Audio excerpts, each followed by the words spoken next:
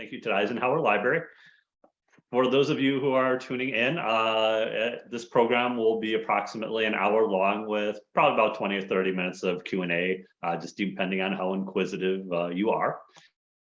And I would ask, please hold your questions to the end. By the time we get to the end, I'll probably have answered them. You can, as Penny mentioned, you can enter your questions into the chat or the Q&A section. And before we begin, what else can you expect from a lawyer? There's also a disclaimer. This presentation is for informational and educational purposes only. Nothing in this program is or should be considered legal advice. If you do need the legal advice, you should see an attorney in his or her office. Now, before I begin talking about estate planning, I really need to speak about what most of my clients are coming to me to try to avoid. As Penny said, last week I gave a whole program on probate and guardianship. Today, it's just a slide, one on probate and one on guardianship. So those of you who weren't here last week have at least a basic understanding. So what is probate? Well, probate is the court process for distributing a deceased person's estate.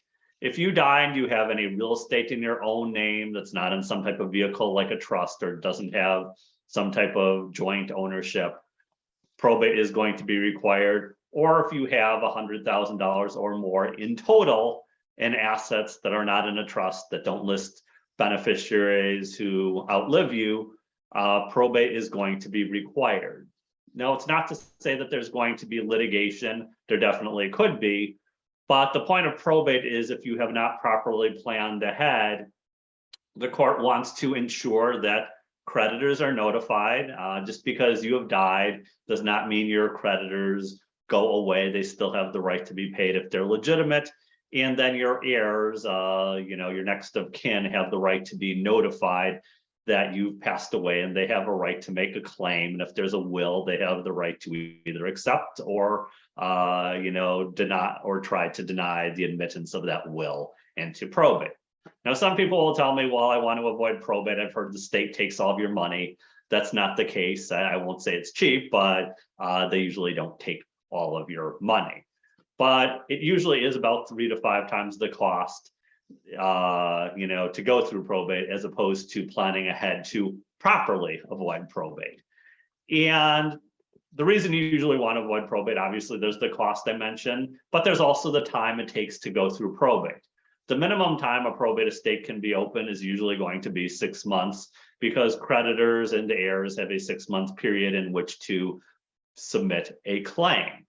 But to be honest, most probate estates are probably open about a year or a year and a half. Sometimes taxes need to be paid, a house needs to be sold, etc.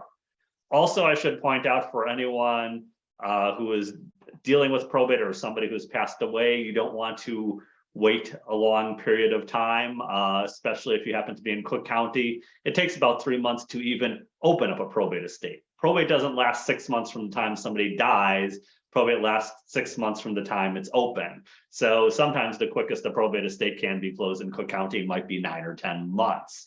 So for those people that are dealing with somebody who's deceased, I'd encourage you to address it earlier rather than later. I've had some people come to me who have wanted to try to sell a house where somebody is deceased and they ask, well, how long will it take me to open up a probate estate? Well, pre-COVID, I used to tell them 2 or 3 weeks. Now I have to tell them 3 or 4 months. So that's changed quite significantly. So, probate's not the end of the world. It's been around for a long time. It'll continue to be around for a long time.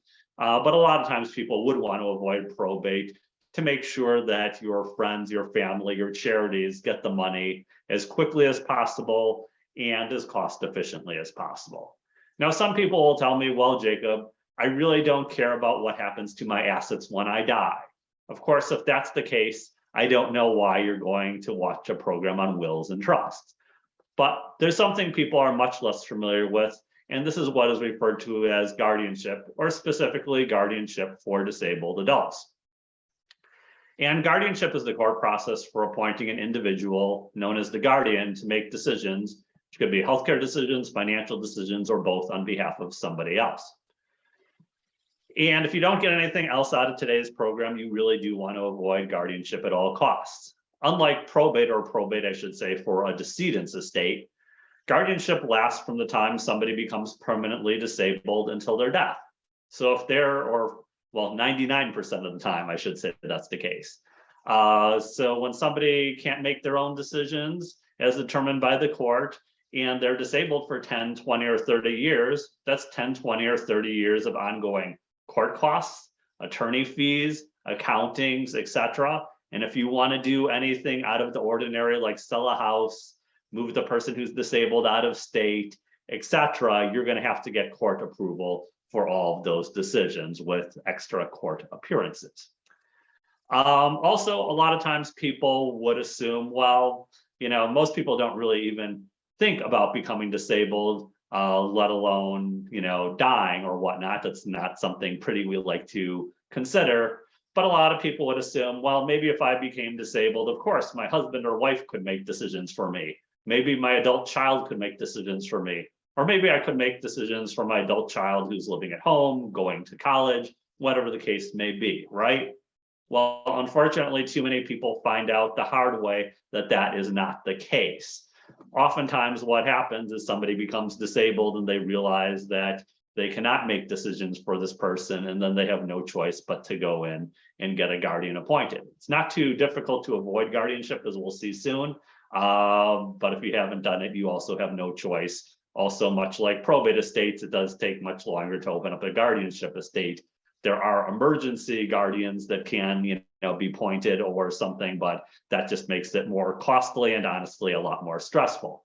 Also, I should point out guardianship is a much more intrusive process than probate for decedents' estates, because the process involves a number of procedures before you even get to court. The first thing that you generally are going to need is a physician's report.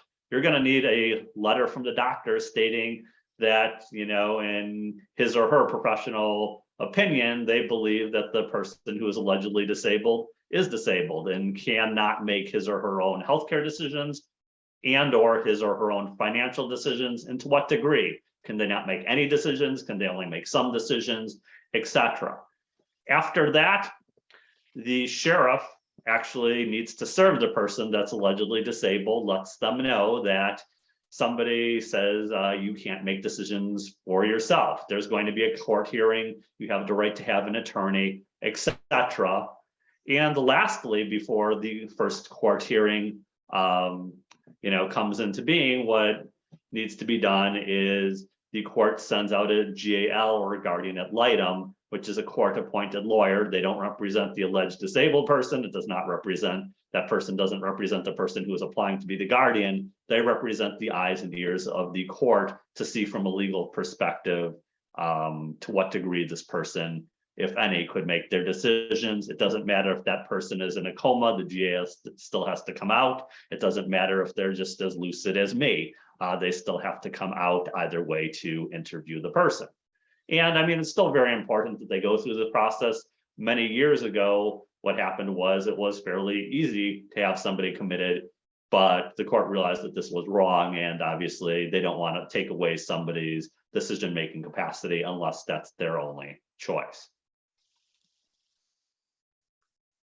Now, I like to call this program Wills, Trust, and Estate Planning Basics. I usually find out that if I call this program estate planning, it's fairly intimidating. Some people say, well, do I really need an estate plan? Do I really need a trust? I don't have millions and millions of dollars. Well, for the purpose of today's program, an estate just means everything that you own. I've had estates that have been $2,000 and my clients have been on Medicaid. I've had clients up to $20 million and pretty much everything in between. It's very important though, an estate plan is not a one-size-fits-all plan. Really, an estate plan needs to be custom tailored to your individual needs and circumstances, as well as the needs and circumstances of the individual's charities, etc., that you may be leaving your assets to upon your death. Also, so for everyone, there really is an estate plan. It just depends on how complex or how simple that plan is going to be. Okay, so now on to estate planning. Now, estate planning is not just about who will receive your assets or your money or your house upon your death. Estate planning is really a process where individuals can determine Who will act on their behalf if they become disabled? Who will make their healthcare decisions, their financial decisions? If you have minor children, who are they going to live with? Where are they going to go to school? Who will manage the money for them until they become adults? And also, who will receive your assets upon your death?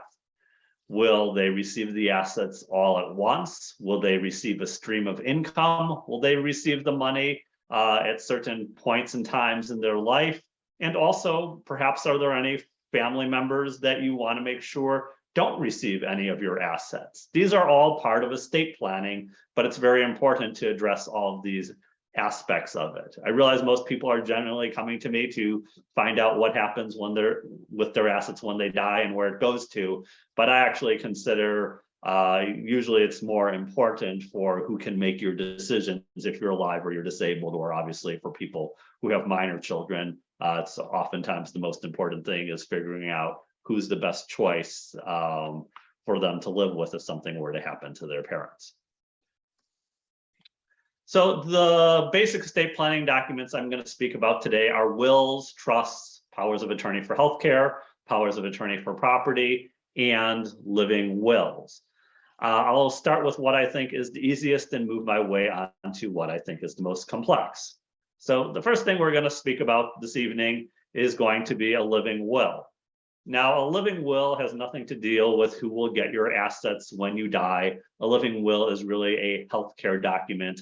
It's a form where somebody is refusing medical treatment if he or she is suffering from a terminal illness.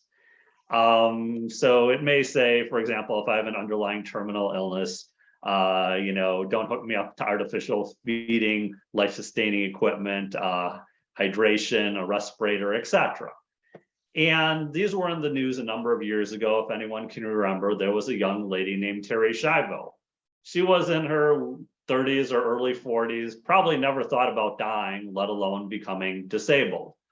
But yet for close to a decade, she was in a coma, with her husband arguing in the court system that she should be taken off life support, and her parents arguing that she should remain on life support. But what she wanted, we'll really never know, because she never reduced her wishes to the correct legal format.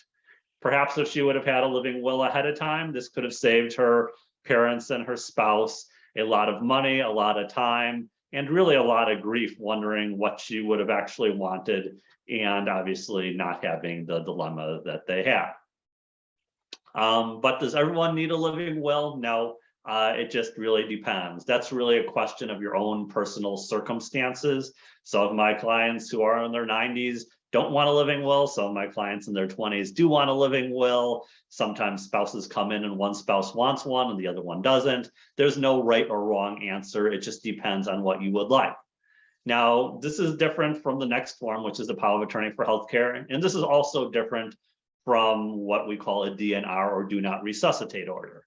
A DNR, or also what is a do not resuscitate order, it's also referred to as a post in the state of Illinois.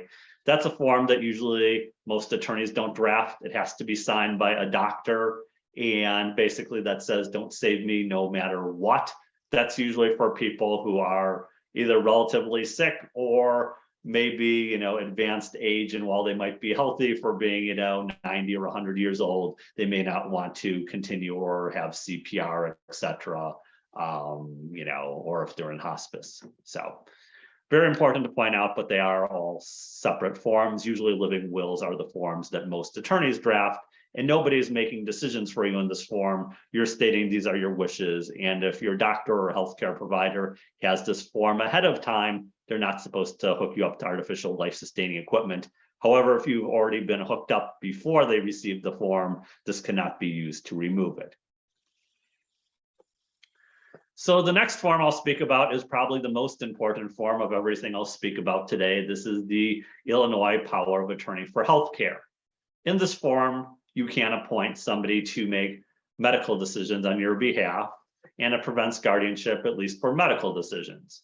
You can appoint one person at a time, but as many people in succession as you'd like to make your medical decisions. So you could say, my first choice is my spouse, my second choice is my friend, my third choice is my son. It could be anyone that you would like, except it cannot be me, because I will not do it. And while it can be a doctor, it cannot be your doctor because there is a conflict of interest. So choose and choose accordingly. Don't arbitrarily choose your power of attorney for healthcare just because it's your spouse or it's your oldest child, etc. You need to make sure you're choosing the right person for the job. If they're not emotionally capable of following through what your healthcare decisions may be, such as to take you off life support, that's not the right person for the job. And over the years, while most people oftentimes choose their spouse, some of my clients, as they've gotten older, they say, hey, we're both in our 80s or 90s. I think this would really be hard for my husband or wife to do this.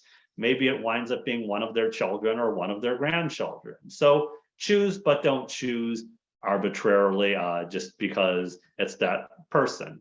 Also, while legally this person could be anywhere in the world, it's always easier if that person is closer, especially for people who might have relatives out of the country. When there's a 12-hour time difference, it can be difficult to coordinate. You also want to consider how much time the person you're selecting has to devote to this, because sometimes the power of attorney for healthcare is never used or is only used upon death, for burial, or cremation. Sometimes whoever you've appointed might need to speak to your doctor or hospital daily for several hours a day because your healthcare condition could be changing. I've had both of these circumstances, somewhere it's barely used or not really used at all, and somewhere it's being used for an hour or two a day for a year or two. So you really need to make sure you choose the right person for the job. Now, the next form I'll speak about today is the power of attorney for property. This is not power of attorney for real estate. This is really power of attorney for finances. Or if you read about it generally, a lot of places will refer to this as a durable power of attorney. Durable just means it survives your incapacity, because some people have powers of attorney that are only for a specific event, like selling a house. Now, your power of attorney, you can appoint somebody to make financial decisions on your behalf, and it prevents guardianship. But also, like the power of attorney for healthcare, you want to make sure you choose the right person for the job. Make sure whoever you're appointing is trustworthy, is good with money, and somebody who's decisive. You don't want somebody who's going to sit on their hands, or who cannot make a decision, or who won't be paying your bills on time. And as I said, one person at a time, as many people in succession as you would like. A lot of times people struggle, well, I've got 2 children or 3 children, who should I choose? Illinois does not like more than one person at a time for either form, because they don't want a deadlock where one person says X, one person says Y, and then you have to go into court to settle it. The person you selected obviously can consult your other friends, family members, CPA, financial advisor, attorney, etc., but it's one person to make that decision. But be very cautious who you make your agent under your power of attorney for property. And I'll give one example here of what to do, or maybe what not to do. So a number of years ago, I was speaking to one of my colleagues who's a banker, and he had one client who she didn't really have any close family or friends, except for her one good friend from church who she had known for a few years, and she wanted to make this lady her power of attorney for property. And the banker said, well, maybe before you do that, maybe we should look and see who this person is. He did a Google search on this lady's good friend from church, and it was determined that this lady had multiple felony convictions in several states for stealing money from the elderly. So choose and choose accordingly. And this is the reason a lot of times people will tell me, well, Jacob, I really never did my estate planning. I don't really have anyone that I can trust to make these decisions for me. I don't have a lot of close friends or family. Or, maybe I have close friends or family, but I don't want to put this burden on them. Or maybe they're just not the right person for the job. That's not a good reason not to do your estate planning. You can generally hire a third party for healthcare decisions. It's oftentimes a social worker, or for financial decisions, it may wind up being a trust company or an individual trustee who acts. So that person is usually going to obviously be a little bit more impartial, because I always have to tell my clients, even the ones who have children, you have to always realize there's a conflict of interest when whoever is making your decisions for you while you're still alive is also the person who will be receiving your assets when you die. Because the more money they spend on you while you're still alive, the less money they will get upon your death. I hate to be the one to tell you that, but at the same point, you'd rather hear it from me than actually experience it.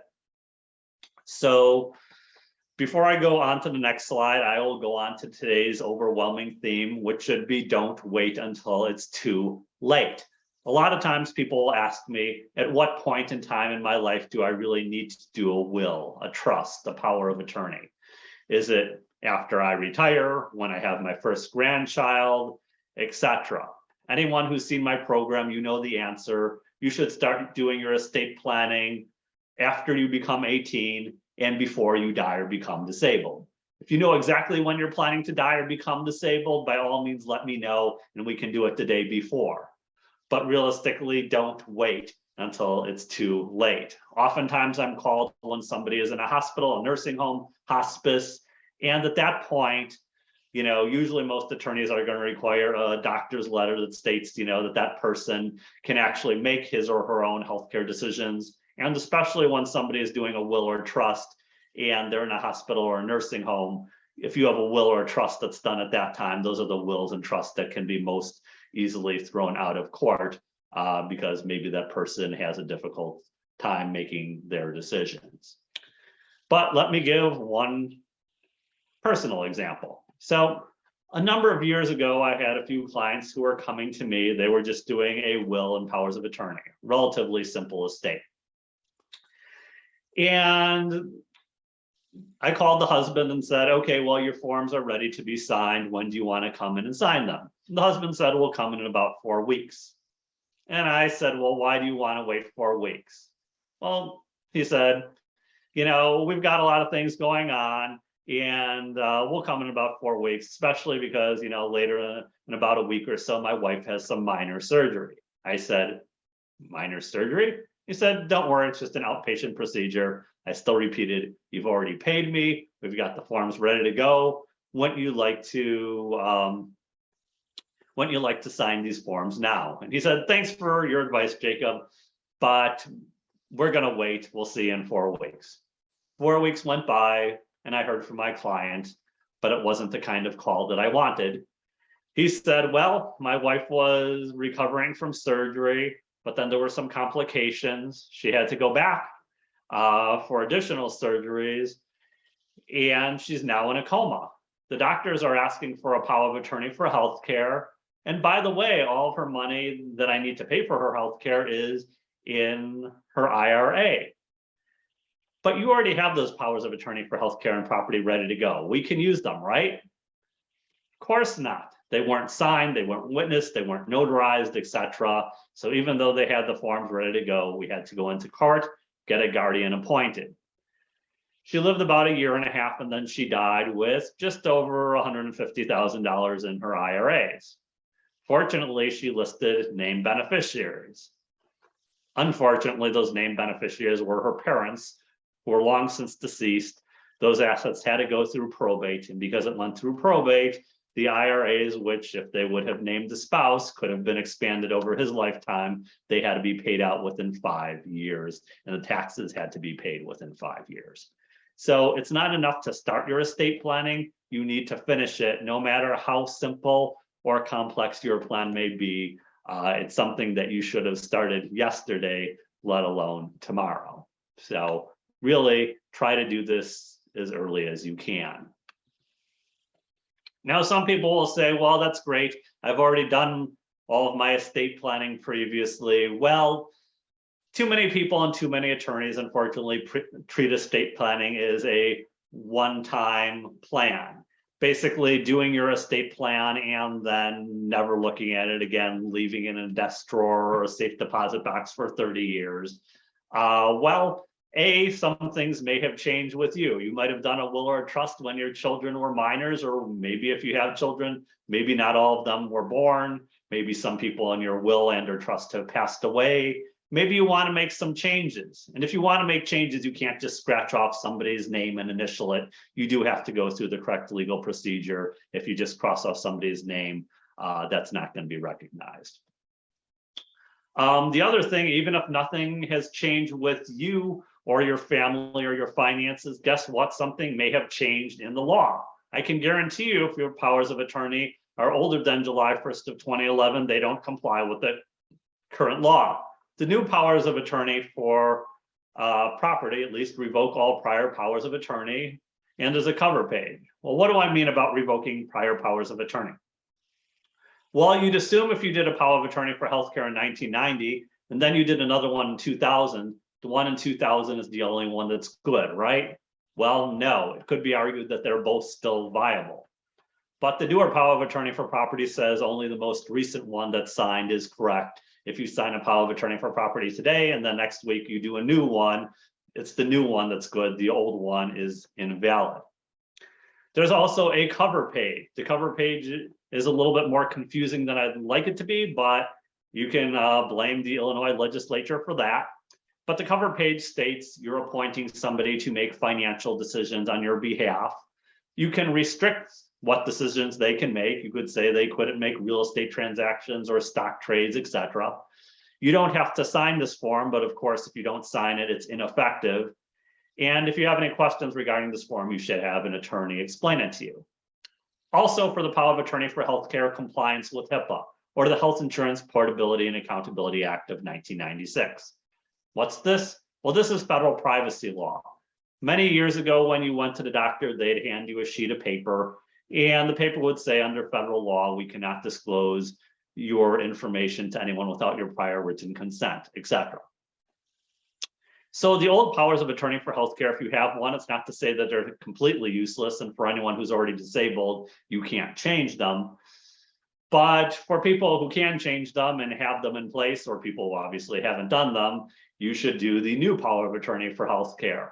Under the old one, somebody could make your healthcare decisions, but your doctor or your medical institution can't release any of your medical information under federal law to the person who's supposed to be making your medical decisions. Somewhat problematic, to say the least. Also, a number of doctors are oftentimes give their clients their patients forms, but sometimes these forms are not HIPAA compliant either. There really is no substitute for the Illinois power of attorney for healthcare, assuming obviously that you live in Illinois. And some people will say, well, that's great. I did my my estate planning after July 1st of 2011. Well, guess what? The Illinois legislature yet again updated the power of attorney for healthcare January 1st of 2015. And this was really to make the forms more efficient and simple. The old forms were a little bit too much legalese. Oftentimes somebody is getting this form for the first time. They're in a hospital, they're in a nursing home, they're going in for a procedure, etc. The new one is only about 6 pages. It is written actually in English if you take the time to read through it. And there are a number of good questions that are asked in the form, such as what do I want my agent to know? What decisions can my agent make? Who should I choose as my agent? What do I do with this form? And what happens if my agent does not act? These are all things for you to consider. And this is also one other point where I do need to make a few references. I'll usually tell people the best thing you can generally do for yourself, your family, your friends, your charities, etc. For your estate planning, retain an attorney who does estate planning all the time. It's not to say that I'm the only good estate planning attorney out there. There are others too. But at the same point, if you don't do anything, probate and guardianship has been around for a long time. It will continue to be around for a long time. But the worst thing you can generally do is try to do estate planning on your own, or to use an attorney who really doesn't focus in this area of law. Because I can give a few good examples of what not to do. So a number of years ago, I knew another attorney in the building where I was, and I asked him if he would be a witness for a will and power of attorney signing. A few hours later, I got a call from his secretary, and she said, Jacob, the attorney I work for has never seen that version of the power of attorney for healthcare and property. Could you let us have one of them? And I said, sure, as another attorney I know, I'll give you a copy of my form. But that meant for the last 10 years, he had been giving all of his clients forms that didn't comply with the current law. I wish I could say this happens once in a while. No, this happens all the time. I oftentimes have people in my office who are coming in who just realized that the attorney who was doing their work really didn't know what he or she was doing, or they were concerned about it. And even though it's 2022, they're still using the pre-2011 forms for the powers of attorney. Not to say that the attorney I was speaking about before wasn't bright. He was a very smart guy, but he did not focus in estate planning. He did a little bit of everything, some criminal work, some litigation, some divorce, some bankruptcy, you name it, he probably did it. But it's really too difficult to keep up with all of the areas of law and keep everything together.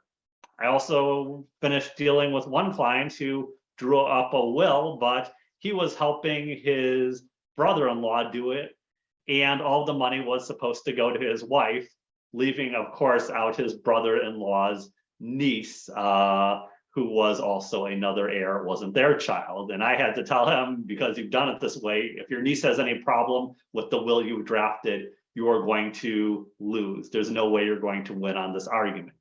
And the estate was $1.5 million, so they could have lost $750,000 fairly easily because they did the will themselves. So realistically, plan, but plan appropriately, and you should keep your estate plan updated. If you haven't updated your estate plan for 20 or 30 years, or sometimes even a few years, depending on what's happened with you in the law, you should really reconsider that.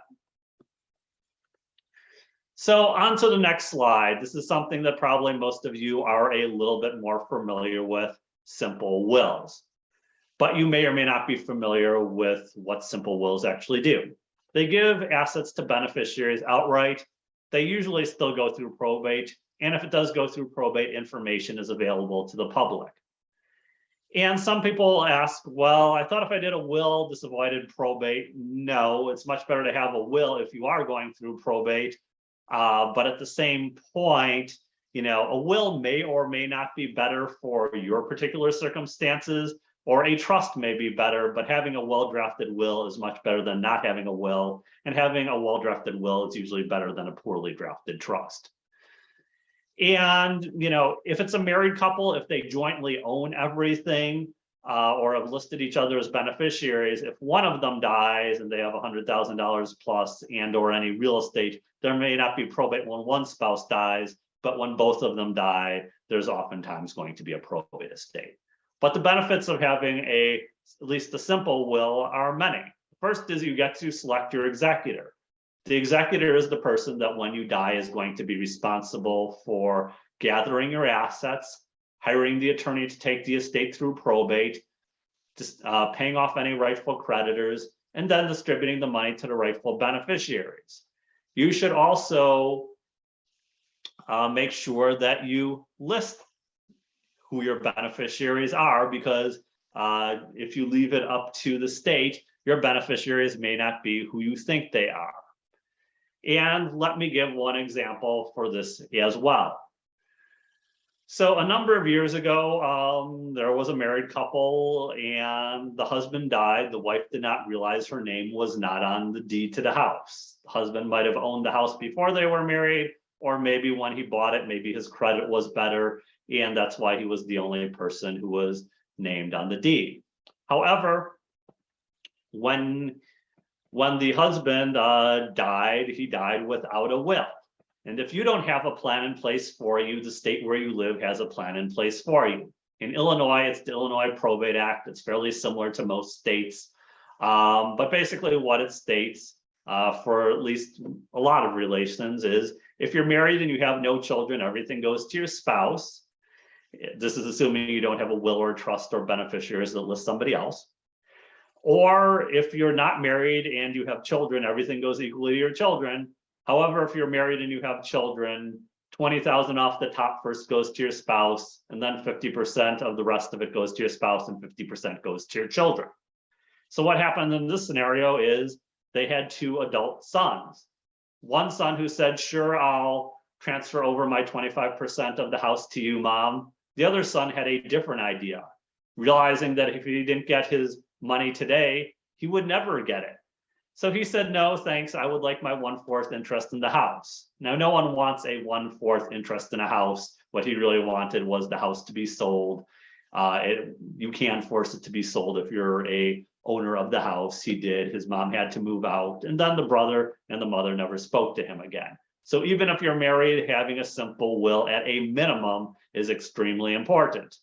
Even for people who say, well, I don't really have a lot of assets, your estate may not be worth what you think it is. I've had some clients who, because of personal injury, wrongful death, medical malpractice cases, their estates are a lot larger than they think they are. I've had clients who've been on Medicaid, meaning they had less than $2,000 to their name, but when they died, their estate was worth several millions of dollars.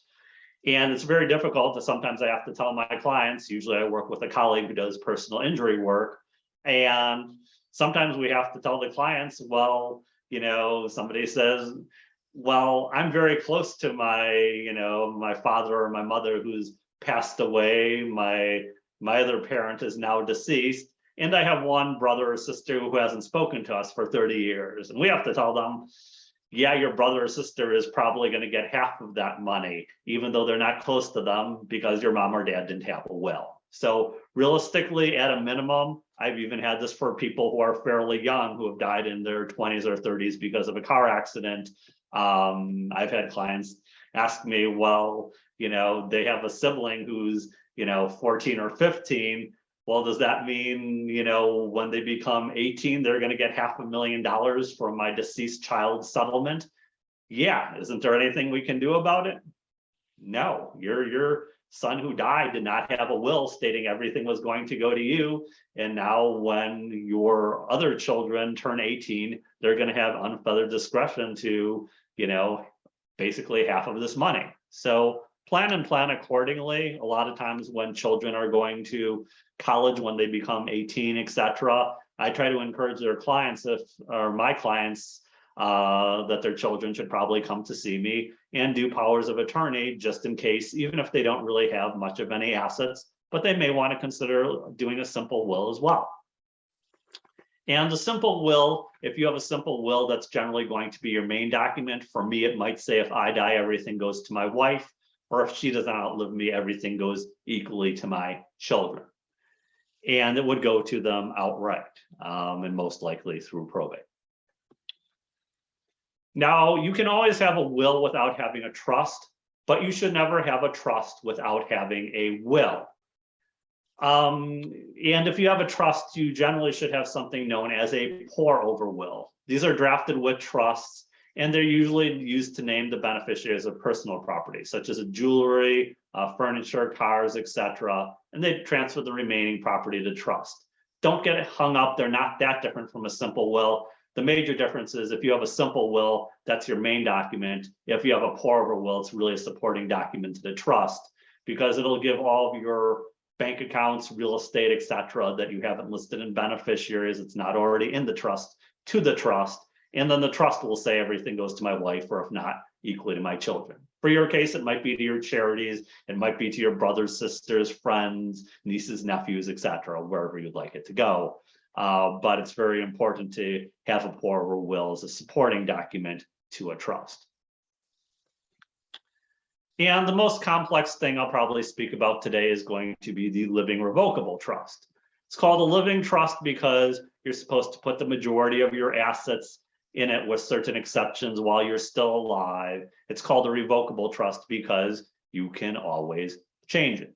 There are a number of other different types of trusts, some that are irrevocable and for many purposes, but most people who are using a trust generally use a living revocable trust. And if you have a more complicated plan, like you're subject to estate taxes, you're planning for a disabled beneficiary, etc., then you may need other different types of trust in addition to this. But this is the type of trust that most people have. And it's also the one that even if you have a more complex plan, you would probably need this and something additional to it. And there are many points for having a living revocable trust.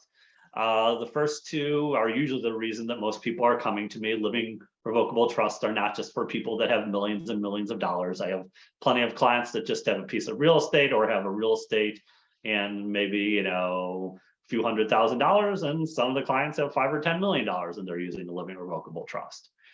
But in order for them to work and work appropriately to avoid probate and to have protection against guardianship, usually after the trust is created, assets have to be transferred to the trust. Not very difficult, just means, for example, for me, If I own a house in my name, the deed says Jacob Ehrensaft.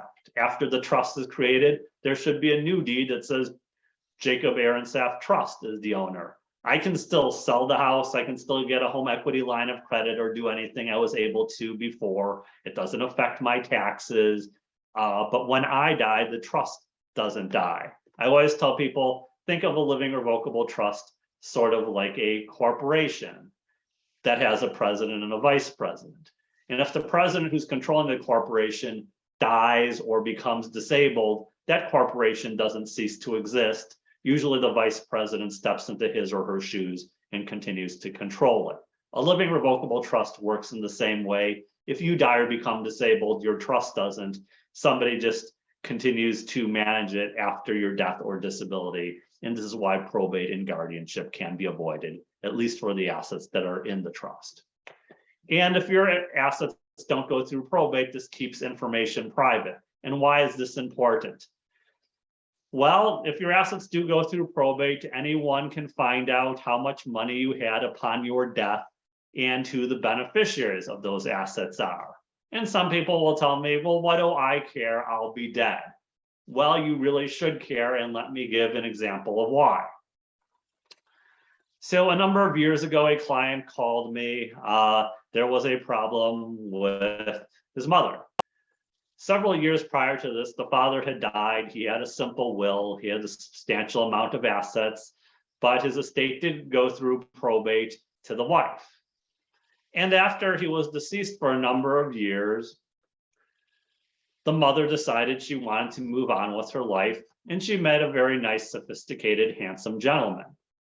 And after they had been dating for about 6 months, he gave her a very nice, sophisticated business proposal. One that didn't just require some of her assets, one that required all of them. And her kids said, no, mom, what are you doing? Why? Don't trust this guy, etc. And she probably said what we'd say to most of our children, or what one of our parents would have said to us, which is, I'm your mom, thank you very much. I think I can make my own decisions for myself. And sure enough, she gave him that loan. And then she found out he was truly, madly, and deeply in love. Not with her, but with her money. We don't know who he is. We don't know where he is. He's gone. A lot of people will tell me, well, why would you give me such a stupid example? I would never do anything like this. Well, as we get older, we tend to be a little bit more susceptible to undue influence. Somebody might be able to get us to do something we normally would not have done when we were younger. Also, I don't know if anyone can ever say that they never dated the wrong person, fell in love with the wrong person, married the wrong person. And also, I should point out, if you're in a relationship, whether you're married or unmarried, it doesn't seem to matter. Usually one person is in charge of the finances.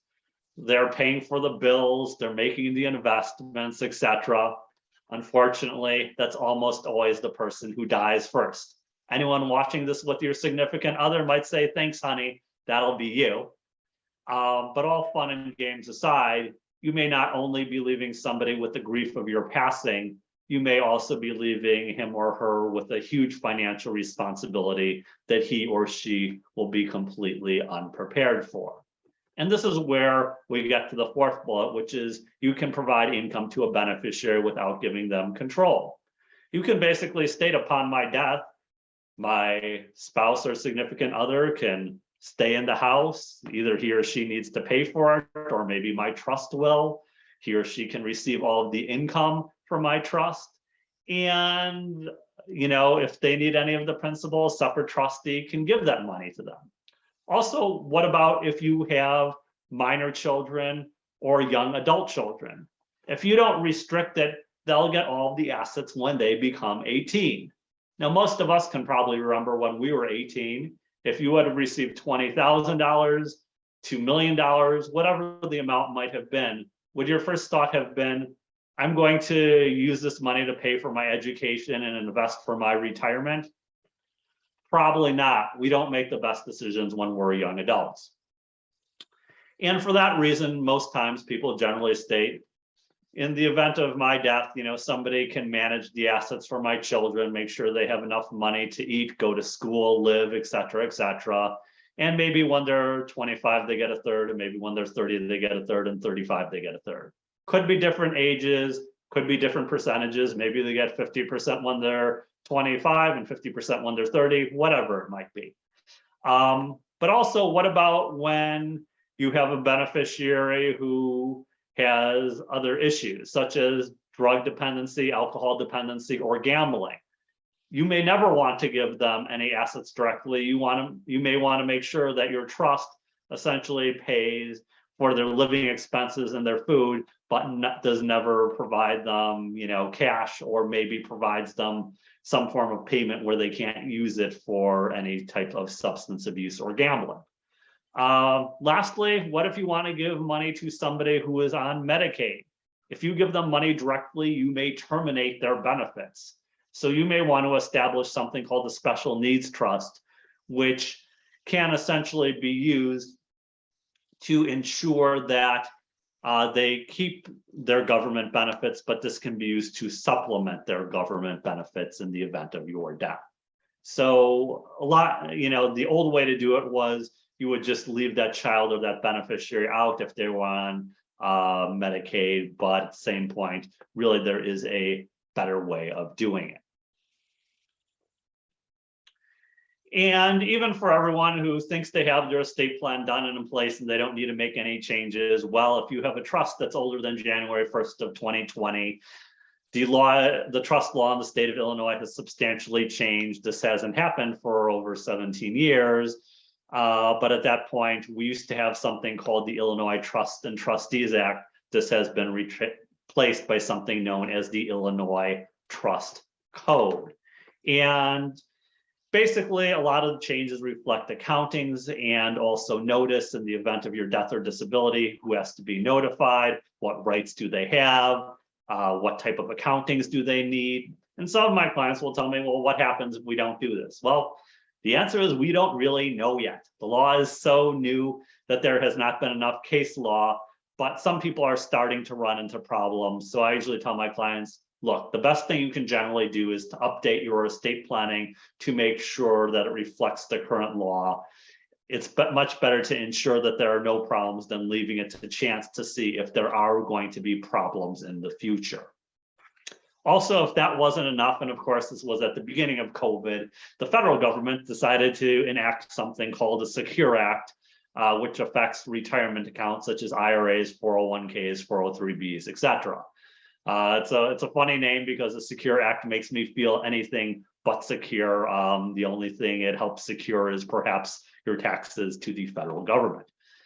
And it used to be that if you had an IRA or a 401k or a 403b, you could name anyone as the beneficiary and he or she could expand it over his or her lifetime.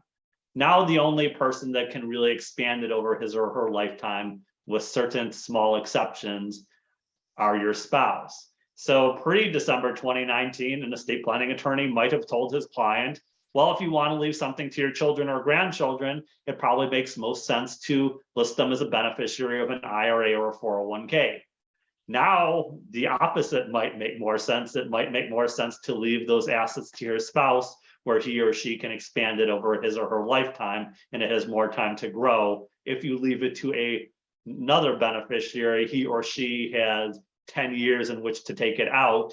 And by the way, the Secure Act 2.0, which I believe has recently passed, states, by the way, if you've already started taking required minimum distributions, whoever you left it to has to take that as well. They can't just wait until the end of year 10 and take them.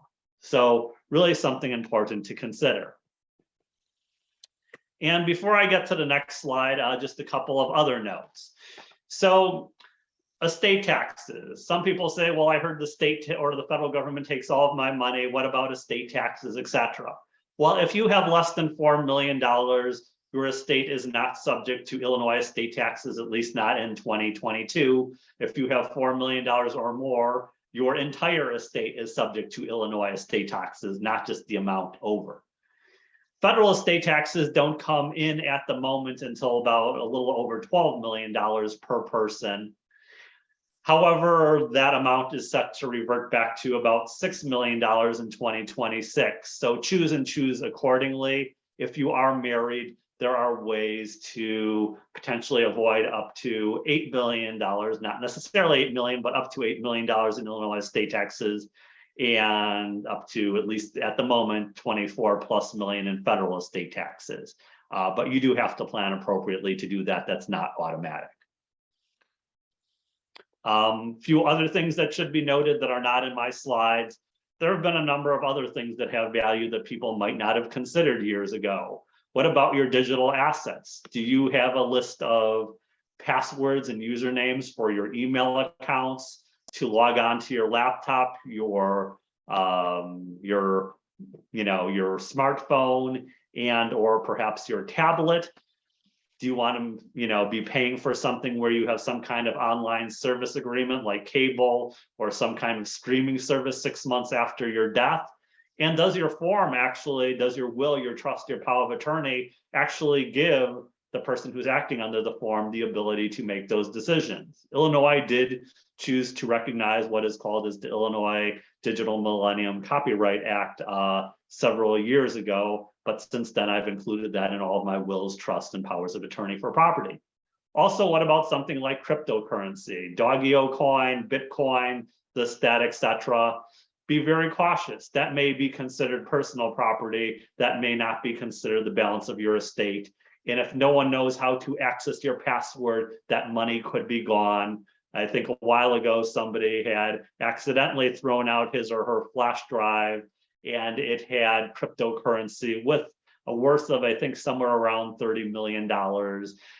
They actually wanted to go to the junkyard where all of the, or all the trash had been deposited, but their request to dig there to try to find it was denied several times. So this is the fun slide. You can learn from celebrities. You can learn about what they did that was incorrect to make sure that your estate planning does what you want it to do. Michael Jackson. Well, at least Michael Jackson did have a good attorney, but I remember when he died, a lot of newscasters very solemnly said, they read one provision from his will and trust, which said, I have intentionally not provided for my ex-wife so-and-so. She is to be treated as predeceasing me. And they read it solemnly, such as, how could this attorney who drafted it, why did they draft it with such harsh language? Every estate planning attorney said, oh no, they did what they were supposed to do. Because if you have relatives, an ex-spouse, a child that you just want to inherit, you can't just not mention their name. They can cause huge problems for the estate. I've had people tell me that, they've had to pay hundreds of thousands of dollars, sometimes millions of dollars to get rid of somebody that was not properly excluded from a trust or a will. And what could have happened, in some cases, older wills and trusts might say, I give my son John $1. I didn't forget John was alive. I know he's still here. I just am only giving him $1. If your estate plan has language like that, that's really too old. It's not the way it should be written. You should update it. That might have been the way it was supposed to be written 20 or 30 years ago, but that's not the way that's supposed to be written today, and it can cause problems. Now, Robin Williams, he did some estate planning, but either he didn't listen to his lawyer or his lawyer didn't give him the world's best advice. The children were to receive assets at 21. Not a great idea for most of us, let alone somebody with an estate the size of Robin Williams. Also, he did have a successor trustee. Under all your forms, your power of attorney for healthcare, your power of attorney for property, your will, your trust, you need to list at least one person, but I strongly suggest to all of my clients that you have 2 or more. If you don't have a second one, or if you don't have a first one for that matter, you should probably list a trust company and or an individual trustee just in case. Because for Robin Williams, well, the person he meant to act under his trust died before he did, and he did not update his trust. So his estate still went through the court system. You still have to use your documents correctly. A lot of times people do have wills and trusts, and their estates still may go through probate because A, either the attorney didn't properly advise them, or B, the client didn't follow their advice. Philip Seymour Hoffman, he did a simple will and had an unmarried partner. Well, during his lifetime, he gave a lot of money to a lot of good charitable organizations. However, because he was not married and because he did not do advanced planning, the charitable organization that got the most of his money upon his death was the IRS. Michael Crichton, famous author, this is a library program, and he probably left us with a mystery he did not anticipate. He didn't update his trust between his second and third marriage. And he died with a trust leaving everything to one of his children from a prior marriage. Last I heard, his wife was suing his estate on behalf of their unborn child because she was pregnant with his child when he died. Mickey Rooney, I'm a movie buff, and a lot of movie stars are married 2, 3, 4 times, but Mickey Rooney obviously could not get enough of a good thing. By the time he died, he was on his 8th marriage, and that was the one that really did him in. If you're on your 2nd, 3rd, 8th marriage, you may want to consider a different trustee, because other than your spouse, because what happened was she and her adult son managed to imprison him in his home, steal all of his money. He eventually was able to escape. He had his day in court where the judge ruled everything had to be returned, but he died before he ever saw a penny of it. Now, when you're on your 2nd, 3rd, 4th, 8th marriage, as I said, you might want to choose a different trustee. A lot of times when people also have blended families, maybe each spouse or one spouse has a child from prior marriage or relationship, or when there are no children whatsoever, there is always the potential that if you die and you leave everything outright to your spouse could get remarried and leave everything to a new spouse, or leave everything to his or her own children or own family or own charities, leaving nothing for your friends, family, and charity. You could state in a will or trust. You can completely, if you know what you're doing, you can write your spouse out. You can give your spouse absolutely nothing. You could give some to your spouse and some to your family, or you could choose to have your trust continue after your death. Make sure your spouse gets income and can stay in perhaps the home if, either your half of the house or your entire house if you entirely own it. Make sure the spouse can get more money if necessary, if he or she runs out of money, but anything left over can go to your friends or family. It doesn't necessarily need to go to the spouse, but it's whatever you're comfortable with. You can choose any one of those. You could give everything to your spouse, part to your spouse and part to your family, or you could have it held in this way. Prince. Now, during his lifetime, he was regarded as a very smart guy. He fiercely negotiated all of his contracts. But when he died like an idiot. No will, no trust, nothing. Not married, no children, and his parents were deceased, but he did have some half-siblings. For all purposes under the law, a half-sibling is the same as a full sibling. His estate finally was settled, but had been several years since his death. The only people that received money during that time, accountants and lawyers. At least some of the money went to a good place. Jim Morrison, he was the lead singer from The Doors. He died many years ago, but he decided he would draft the will himself. What did he need a lawyer for? And his will left everything outright to his wife. But within 6 months of his death, she died too. They had no children. And remember earlier in today's program, I said, if you don't have a plan in place, the state where you live has a plan in place for you. Well, if you're not married, if you don't have any children, the next person it goes to are your parents. And when Jim Morrison died, all of the money went to his wife. It became hers. Now, her mother was deceased, but her father was still living. So within 6 months of Jim Morrison's death, all of his money went to his father-in-law. Probably not what he envisioned, but it can happen. Now, later on, there was some litigation. His family got some of it, but this could have gone a lot smoother with some proper drafting and actually using a lawyer. Aretha Franklin. For years, her attorneys were supposedly trying to get her to do some sort of estate plan, a will or a trust, but she was a very private person. What this means for an estate planning attorney is she didn't want to tell them how much money she had or where it was. I've run into this a few times too. Usually one of the few things I need from my clients is a list of your assets and, who owns it? Is it all yours? Is it all your spouse's? Do you own it jointly, etc.? And from people who call me and say, hey, I'd like to do this, but I don't want to tell you what my assets are, I usually need to tell them, well, it's kind of like going to a doctor, refusing to get undressed. asking them and telling them they can't examine you, but asking them to cure you. It's not a reasonable request. If you're doing that, no one can really properly advise you. You do need to be upfront with your attorney. Your attorney cannot release any of that information without your consent, unless, except for the event of your death or disability. Edgar Bergen, he was Candace Bergen's father. Candace Bergen used to be on a famous show known as Murphy Brown, but her father was relatively famous during his own time. He was a very famous ventriloquist many years ago. And this situation illustrates that you don't have to leave all of the money to your children, or you don't have to treat them equally. Some of my clients choose, well, I've got a son and a daughter. My daughter has a lot more money than my son. So when I die, I'm going to give more money to my son because he needs it more. Maybe I'll give him everything. Well, I always tell my clients, it's your money. You can do whatever you like with it. I'll draft it however you'd like, but just be prepared that your children may never speak to each other again. So really consider that. The only other thing that I usually tell people, there is a reverse side of the coin for this. Let's say you've given one of your children or a friend or family member some money for school, to open up a business, for living expenses, whatever it may be, and your other children didn't get that money.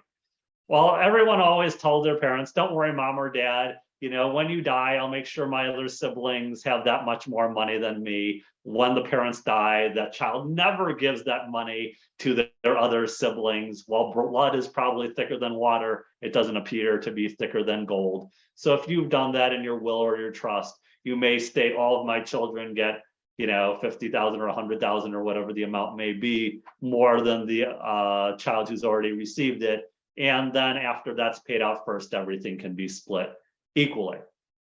But what Edgar Bergen did is maybe he considered that his daughter Candace really didn't need the money, but when he died, he left her absolutely nothing, but he left $20,000 to the preservation of his ventriloquist dummy. Whether she needed it or not, I'm sure that was not a fun realization, that her father completely left her out and didn't give her anything. For those of you who think it can't happen to me, I'm too young, I'm just listening to this program to help plan for my parents. Well, look at Britney Spears. She's had multiple mental breakdowns. Her father was her conservator, or in Illinois would have been considered as the guardian, to take care of all of her money.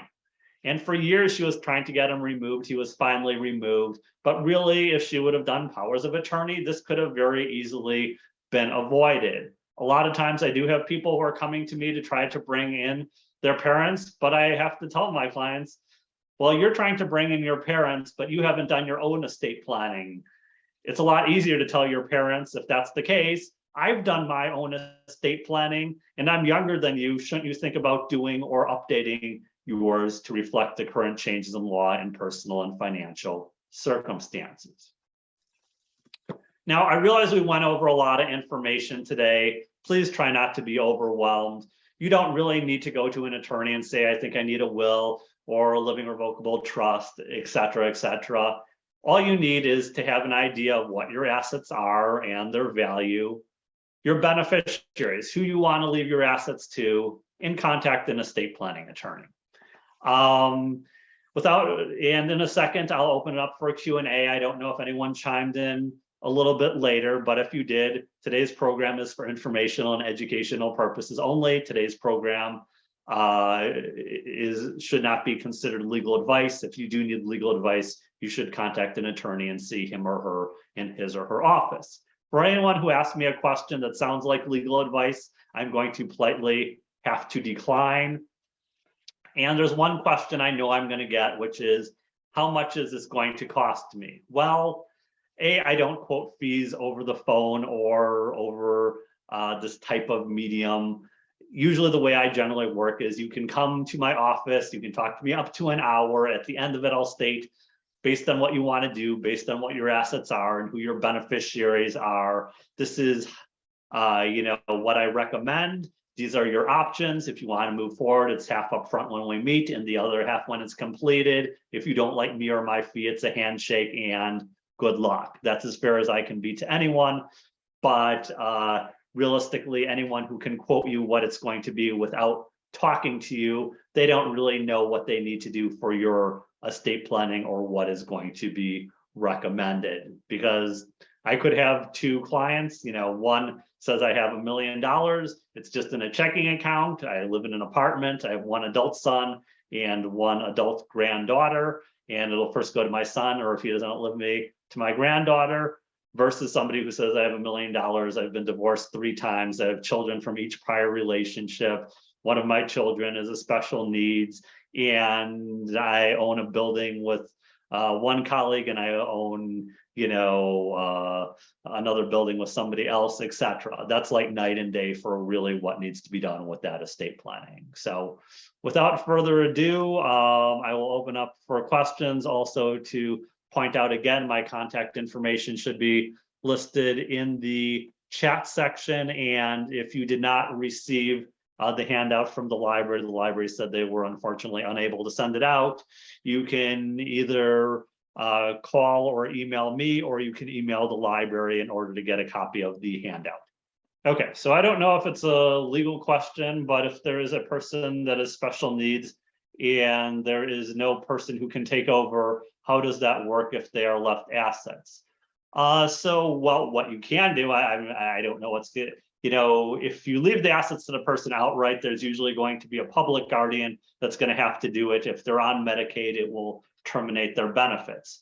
If you properly open up a special needs trust, that can be managed by a separate trustee, and there are trustees that can manage it. Obviously, it depends on how much is in the trust, but that's usually the best option for most people. There may be some other options there as well, but I don't know the amount of money they're being left or what the circumstances are for that individual. So I can't give you exact information, but even if there's no person, oftentimes it does wind up being a corporate trustee. A lot of corporate trustees are used to dealing with special needs trusts, because sometimes a parent dies, and the child may be mentally but not physically really incapacitated, and that child could live another 30, 40, 50 years, and somebody has to manage it. There's something in the Q&A. It says we have a trust. We also have a CD under the trust. The bank wants the trust papers. What do we have to bring? Well, you would have to ask the bank what they're looking for. Every financial institution may require something else, so you're going to have to work that out with the bank. Okay. If someone moves state, should they have their paperwork checked out? Yes. So estate planning laws are different from state to state, definitely different powers of attorney, etc. So if you've moved to Illinois, you should probably have your estate planning documents redone. At the same point, if you're in Illinois and you're thinking of moving, that's not a good reason not to do your estate planning. I've had clients moving to Florida for the last decade, but they're still here. You just have to ensure that you don't die or become disabled before you leave. So if you have moved, chances are is to make sure you don't wind up with any major problems. It's important that you do have it checked over. You may have to have everything updated. And also, if you now have Illinois real estate and that's not in your trust, you might have that need to have those assets moved into your trust.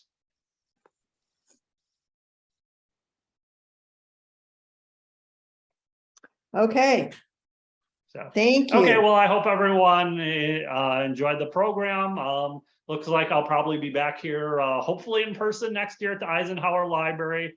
This will be recorded, but if anyone does need to see my program live, if you look at my website, I do have a few more programs this year. Some that are via Zoom, some that are in person, some that are in hybrid. It's different all over, so. All right. Thank you so much. I'm going to go ahead and end this and appreciate you coming. Talk to you later. Bye-bye.